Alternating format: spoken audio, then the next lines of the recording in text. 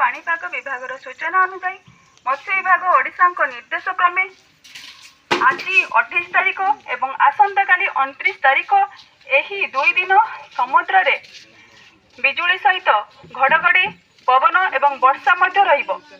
तेणु मत्स्यजीवी माननकु एहा सूचाई दिया जाउछि कि आज 28 तारिख एवं आसंता काली 29 तारिख यही 2 दिन समुद्र को माछ मारिबा को जीवा को बारण करगला। उदयपुर तालसारी रणसिंहपुर कीर्तनिया रे मत्स्यजीवी को समुद्र को जीवा मना करा जाइछि। प्रबल वर्षा और पवन पाई समुद्र को मत्स्यजीवी को बारण कला मत्स्य विभाग।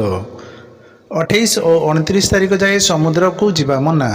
मत्स्य विभाग निर्देश अवमानना कले हेबो कड़ा कार्यानुष्ठान सूचना देले मत्स्य अधिकारी।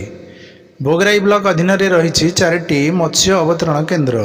बंगोपसागर रे लघुचाप जोगु समुद्र अशांत रही प्रबल पवन सांगक वर्षा मध्य प्रबल हेबार संभावना नहीं उदयपुर तालसारी रणसिंहपुर कीर्तनिया आदि स्थान में मत्स्यजीवी मानू डाकबाजी यंत्र द्वारा चंदनेश्वर मत्स्य विभाग पक्षर सचेतनता आरंभ कर प्रबल पवन रे डंगा बाड़े होई नष्ट हेबार संभावना थिबा बेले माछ धरा जाल और समस्त आवश्यक सामग्री और डंगा को सुरक्षित स्थान को नेबा पई सतर्क करा जाउछि।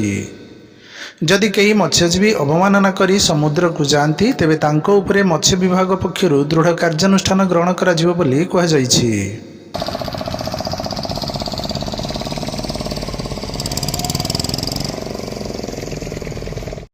मत्स्यजीवी सोसाइटी समस्त कर्मकर्ता तथा जनसाधारण अवगति निमंते जणाई दिया जाउछि कि आज 28 तारिख और आसंता काली 29 तारिख एही 2 दिन समुद्र रे प्रबल वर्षा घड़घड़ी सहित पवन मध्य बहिबो।